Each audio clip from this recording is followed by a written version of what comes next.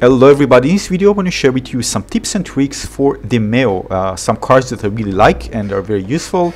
And of course you can see how I'm actually playing the last floor, the third floor, whereas there's the boss, the Elven Queen, which you need to defeat in order to finish this level and of course get rewarded for it. So it's not easy because there are many enemies, but again, if you are choosing the right cards, you communicate well with your teammates strategically, you'll be able to finish it, of course. So we're going to dive in, and just keep in mind, if you want to learn more about this game and learn more tips and tricks and see more of the cards and what they do and which situation they are good for, make sure you subscribe to my channel and give this one a little like. And we're going to dive in, and hopefully you enjoy this one. If you haven't played the game, again, you can check out my review. Highly recommended. This is one of my favorite games in VR so far, by far. So if you are an RPG, turn-based game lover, D&D fan, you're going to find this game to be absolutely fun to use, especially when playing online with friends. So let's dive in and enjoy the video. Now you can see I'm making a mistake. Take a look. I'm using a card that's supposed to make them move away, so they won't attack us several times, but they were immune. So basically this is very important, especially for the last floor. You have a kind of high tier enemies where they're going to be immune. So some of the when you pick them up, you can actually see what they are immune for and some of their abilities. Which is very important to check the enemies as well, which I didn't do. It's a fail, but again, we learn from our mistakes. Now, among the most powerful cards is the Balista. As you can see there on the top left, the Balista is very strong.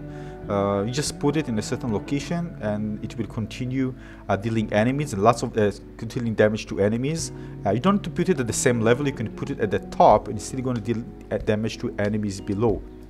And not just this, keep in mind that if you go to a fountain, the fountain is actually one that heals the entire party and also revive them. You see it on the left side, you can actually see it. It's kind of a fountain, white fountain. If you see, there it is. So if you go there and touch it, you're going to heal the entire party. Of course, you need to use it strategically. But what I wanted to say is that it also heals the ballistas. So if they get damaged, you can also heal them as well, which is pretty cool. Now keep in mind that having a view of the map is very important in this game. Here we actually got flanked from behind. Lots of enemies, especially for the third level, when they just come in large groups. Here one of us actually used an AoE. It's important to have a view of the map, but because this is kind of a MOBA game, you know, when you get close, only that area where what in this area is revealed, it's important to use cards that actually reveal the area. One of those cards that I'm going to show right now is called Detect Enemies.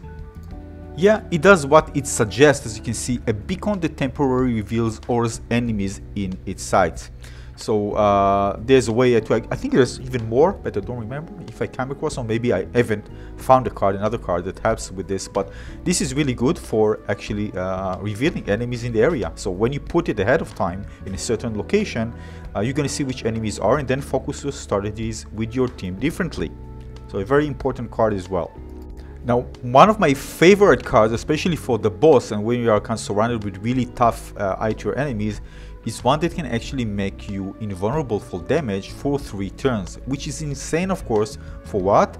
Well, for melee, which is the character I am. So this is the card. I'm just putting it. I'm going to show you this one in zoomed in a second. So I'm just deciding to use it on my hero, and instead of you know, standing far and moving from place to place, which also cost action turns, I'm just going to go in and try to eliminate the boss in close range. And also there's high tier enemy that actually is immune to different type of spells. So I just got in. As you can see here, I have kind of an aura around me, which means I'm immune to damage. Yeah, and finally I can use the cards that allows me to deal damage to nearby enemies, my stronger attack cards.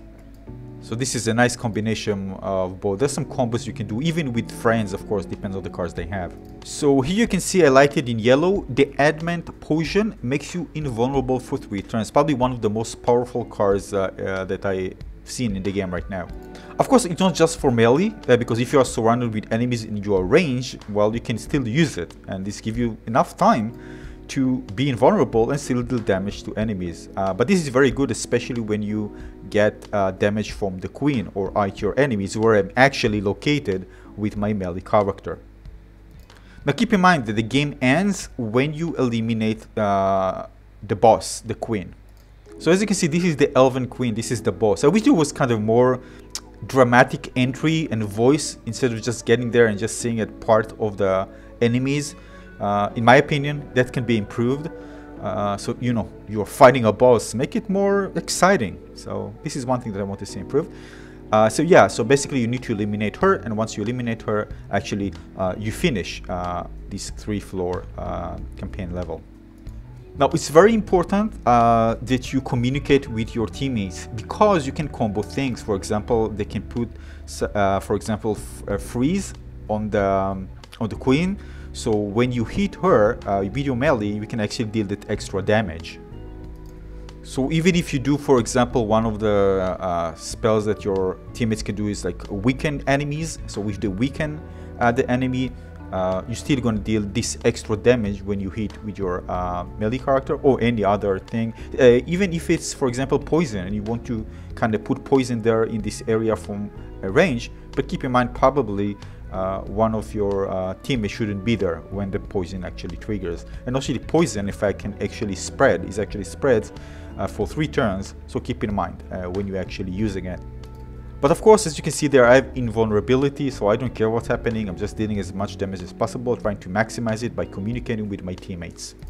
Now, which cards to buy from the shop? Well, of course, it depends. And as I told you, this is a very strategic game, so it depends what your actually teammate have. So if you have, for example, already have lots of spells, healing spells, maybe you should take something else because other teammates have this.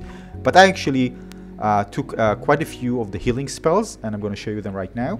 Alright, so these are the cards. As you can see, I had even more, by the way. Restore a fair amount of health, the healing potion. It costs 0 action points. You have 2 action points each turn, so actually it doesn't cost you any action points, which is great. And you can eat yourself or an ally. I have full health, heals all party members. This is just crazy, rejuvenation. So this is amazing, but it costs 1 action point. So basically, I was sure that if there's damage happening or something with one of my teammates, I can actually heal them. And because my character has a passive, which is, it's not passive, actually, you can call it passive, but this is a card that you actually refresh every single turn. Mine is repair armor. Replenish some of your armor 1 turn cooldown. So I can actually get my armor every single turn if I activated this card, but keep in mind it costs 1 action point. So eventually we were able to beat the queen, Elven Queen. You can see this, I'm dealing damage. What from? Well, from a Balista that is just put there. Look at the damage, 8 damage. And it does this several times. And this is actually what killed Elven Queen eventually.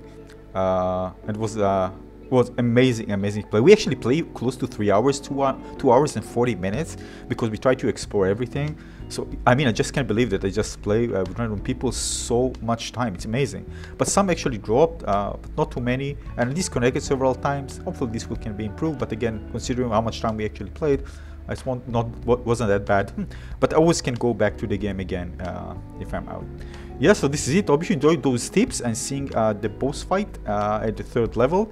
And I'm going to share, of course, more tips because I just started playing.